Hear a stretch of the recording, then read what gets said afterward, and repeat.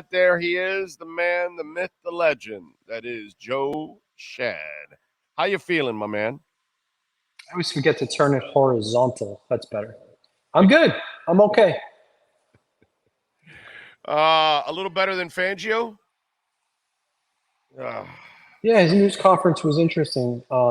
He said that he understands those who second guess his decision to just leave Cater Kohu on Stephon Diggs one-on-one. What'd you think of that answer? Because he kind of said, the Chris, yeah, I can see it, but it wasn't like it was really convincing for him. I get that he has to defend Cater because in that moment you're not going to completely crap on the kid. And I like Cater, to be quite honest. But he wasn't ready yet for that kind of a moment. And, I compare it a lot to, and I know it's not your beat, but I don't know if you follow it enough to know, because I know you're a Gator guy. But last year, Josh Gaddis refused to adjust to what he had.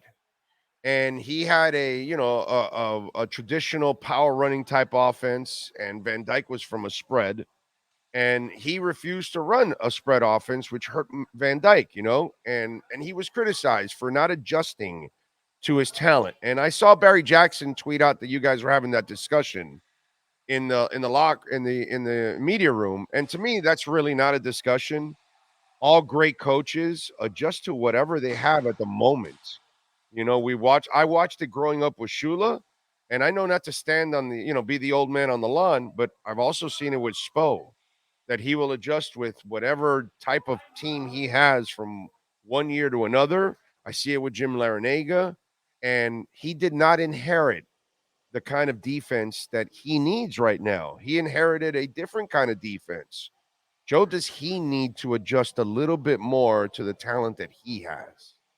I think you might see that. I also think that Fangio has, an established, proven scheme, and that there's a reason that so many NFL teams have replicated that scheme. In the same way, many NFL teams are now replicating Mike McDaniel's scheme on offense. So, I think having McDaniel around might be helpful. Certainly, McDaniel and he can have some good conversations, assuming Vic is open to listening. Listen, I think that, you're going to be a little stubborn and set in your ways when you've done something and been quite successful at it for a long time. That's just kind of the way it is. But yeah, I do think that a little bit of flexibility is going to be helpful moving forward. I mean, he hasn't had a fraction of the success that Eric Spoelstra has had, and he changes constantly. Constantly. Now, I mean, he's had all kinds of different teams. And again, bro, not to be the old man, but I watch the greasy teams. I watch Woodstock. I watch Marino. There were three completely different teams. And that was the beauty of Shula, that he found a way to win with whatever he had. Riley would do that too.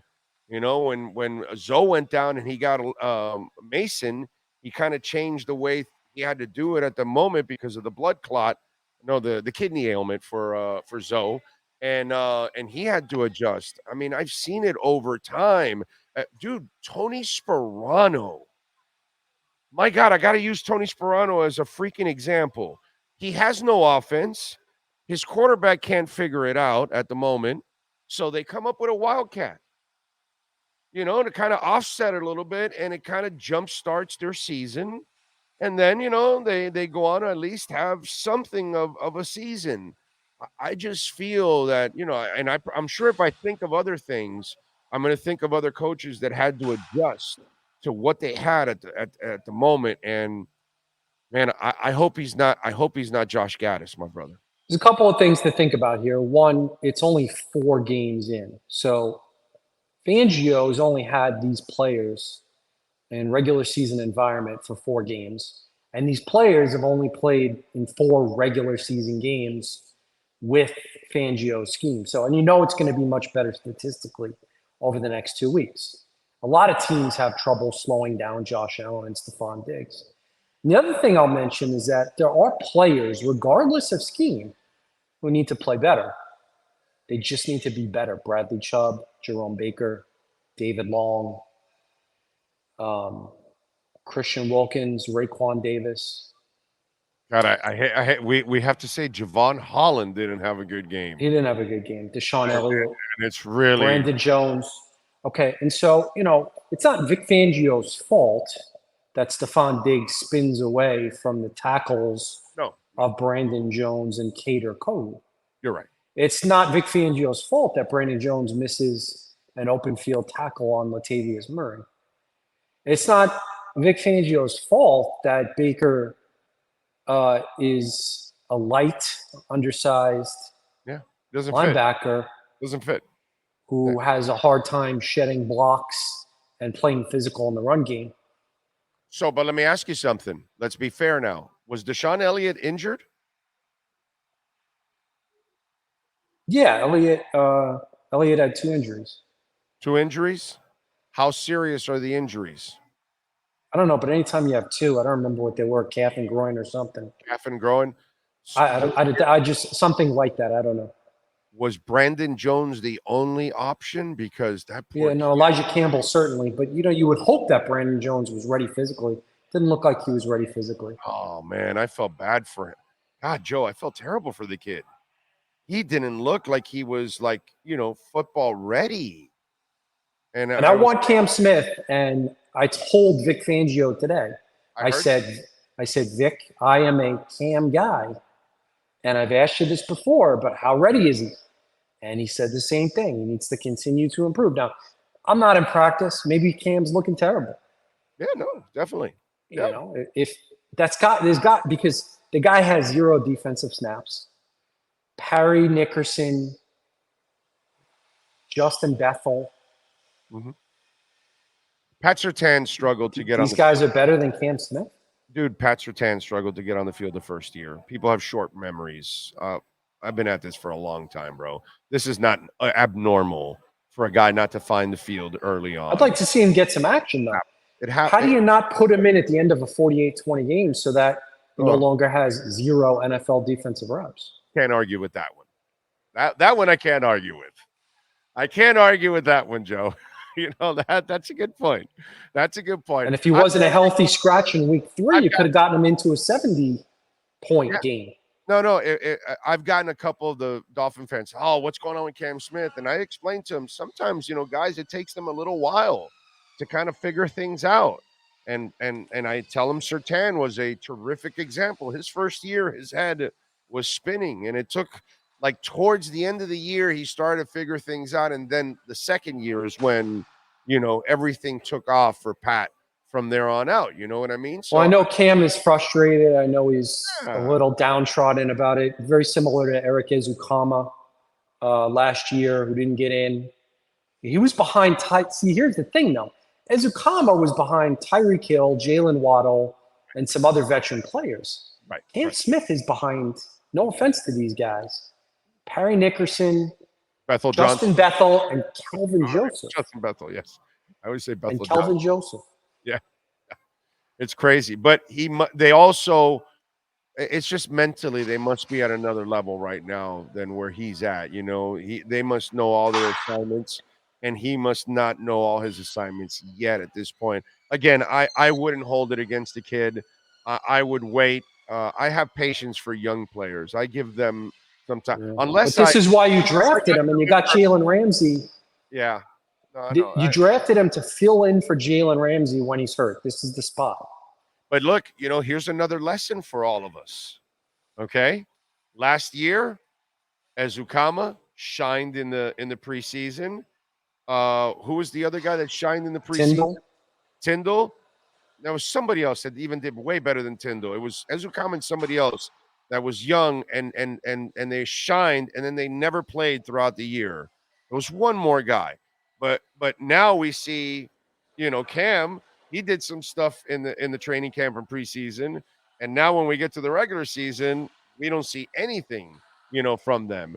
And so it's just one of those deals where, when what we see in practice and in training camp, it is so basic. Cameron, good?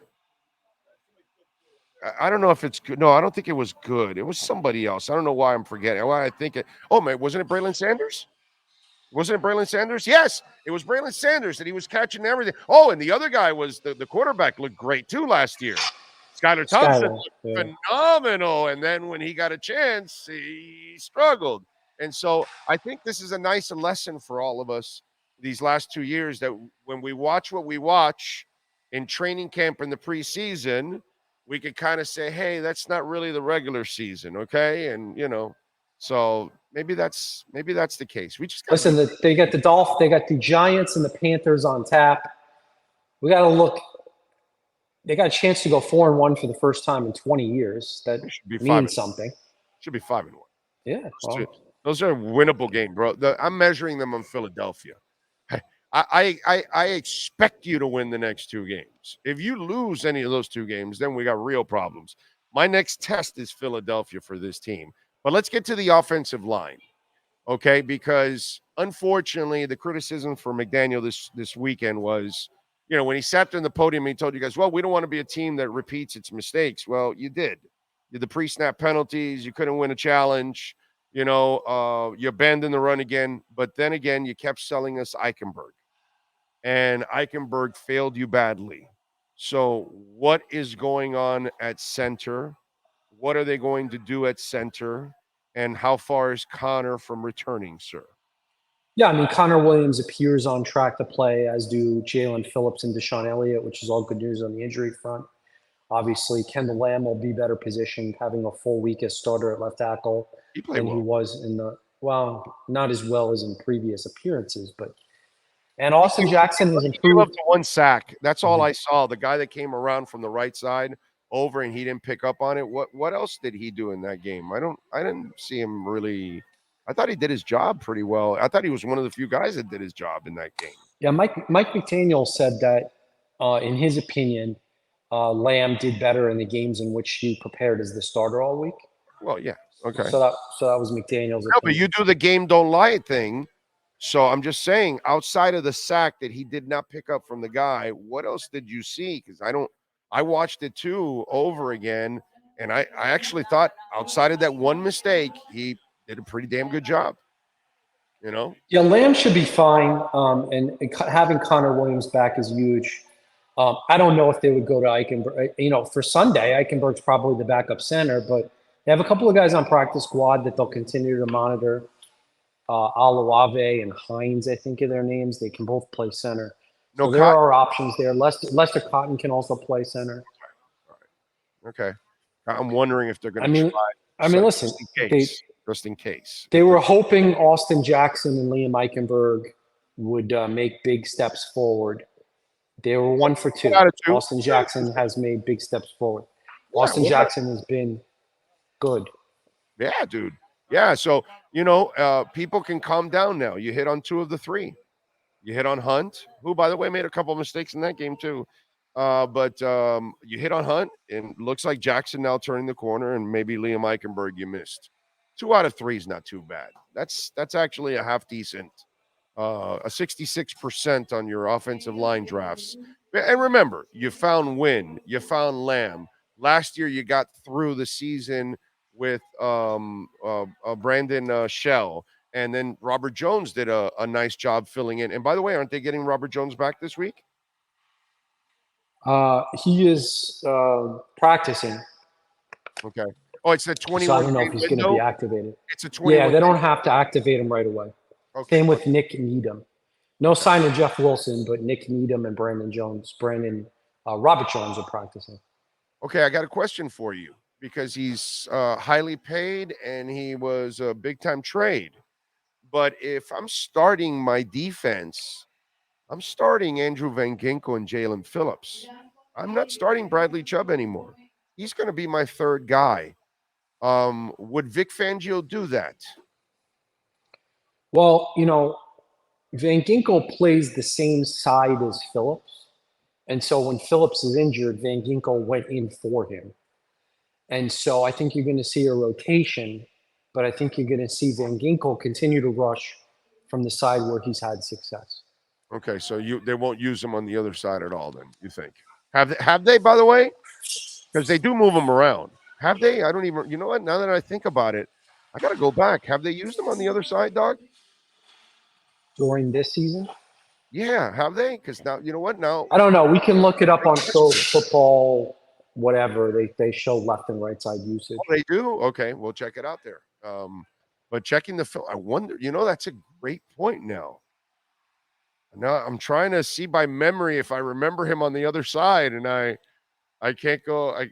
It's not coming to mind right now. That's actually an interesting point. Okay, if he does play the other side, would you do it? I think they should all play. I think that Van Ginkel deserves to stay in the rotation. I think you need to obviously see more from Bradley Chubb. That's the case according to Bradley Chubb. So he's not hiding from it. He knows he needs to. He talked about technique. He needs better technique. There you go. That's Bradley Chubb. Yeah, I get he needs better technique and all that good stuff, but Van Ginkel's playing like a werewolf, my brother. And I personally would start Van Ginkel and Phillips. That would be my starters because I'm going to get right. I'm not saying to exclude Bradley Chubb completely. Keep him in the rotation as the third guy now because I don't know, man. I don't you want Van Ginkel on the field a little bit more if I'm Vic Fangio? Well, remember Fangio thought he could play middle linebacker, so you could still see him playing some middle linebacker. Yeah, I mean, I like him on the edge just like you do. Yeah. He's just so good. But Long and Baker have ways to go, according to Vic Fangio. Yeah, well, I think also Raekwon, and I know he talked about it, Raekwon and Wilkins and those guys. Joe, they got to pick it up on the D line, dude, big time. They need more pressure. The defensive line coach Austin Clark said today that they need more crush. They need more crush. They need to move the opposing lineman backwards, and you're not seeing enough of that. Yeah. No, it is. What do you got this week? You got they're favored by 11. I would imagine you expect them to win, right? Yeah. No, the Giants are no threat. I mean, Saquon Barkley, if he plays, could I guess make things a little interesting. And the Giants do have some big defensive linemen who could make it a little bit tough to run the ball. But yeah, I think this is one of those get right games, as Mike McDaniel pushed back on when asked about it this week. Yeah. But And they get Sterling Shepard. Shepard. It is a get right game. And they get Shepard back too. So they'll add a little. Although I'm not sure if he'll be questionable, but yeah, it's questionable. I think on both of those guys. Yeah, I'm not really worried about that. One more thing before I let you go. And you've been around this a long time, and you know about this. Running backs, a lot of times, young running backs, they run into the same issues that Cam Smith has. They can't get on the field because they don't know their assignments. They don't know the blocking assignments, all that kind of stuff. I was pretty damn impressed the way Tua praised the hell out of Achan about how his knowledge and his IQ, because that's actually rare for a young running back to really have a good grasp, and especially McDaniel's offense, which is not an easy offense to learn. But I found that to be very impressive that Achan is, that up to date as a young, and maybe that's why he's so successful too, because he knows what the hell he's doing. But what'd you think of comments? Yeah, I thought they were very revealing. He is effusive in his praise of Achan. And, there were a couple of plays where the Bills blitzed at Achan. And I don't know if Achan was supposed to chip or pick up, or if it was just the play that he's now the hot route. I don't know. I didn't get to ask Devon about that. It's hard to know sometimes. Like, did he not pick up the block, or was Tua just supposed to throw it to him really quick? Yeah. But one thing I remember Jimbo Fisher saying in the pre-draft process is that even though Achan is a little dude, he's a willing blocker. He sticks his nose in there. And I was thinking about Jaquiz Rogers. I remember him, the little guy with some pop and some speed. Falcons. I'm not ready to compare him to Chris Johnson yet. Right, a little work done. Yeah, a little work done, a little Jaquiz Rogers. Yeah. I'm impressed. Man, how can you not be impressed? It kind of, and by the way, you see the tone of the Jonathan Taylor stuff, how that's changed over there in Indianapolis. I think John and his agent realized, running backs have zero leverage in this league. We better start playing nice here, or we're not going to get any money. So it's interesting. Yeah, the Dolphins might have caught a break on missing on Dalvin Cook. Yeah, I don't know if they caught a break or because they weren't really trying crazy to get him. They just wanted him at their price. You know what I mean? And at their price, they can use him as a committee thing. At his price, he wanted to be an anchor. He wanted to be a bell cow. And that was the difference. They weren't willing to pay him to be a number one or an anchor. And we'll see. It's a long season, and maybe he makes a big contribution to the Jets moving forward. We'll see. Yeah, we'll see, but they clearly don't need it. They're pretty deep, and they still haven't gotten completely healthy with all their backs. So that's impressive. All right, what do you got going on the Palm Beach Post so folks can check you out?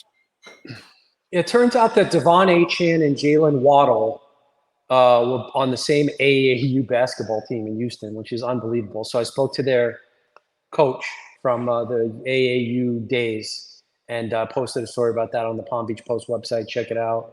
And posted about Tua Tagovailoa, leadership role, sort of being among those challenging the players to sharpen their focus. Mm-hmm. And so go to the Palm Beach Post website and check out our latest content. You got it. Follow him on Twitter at Schad Joe.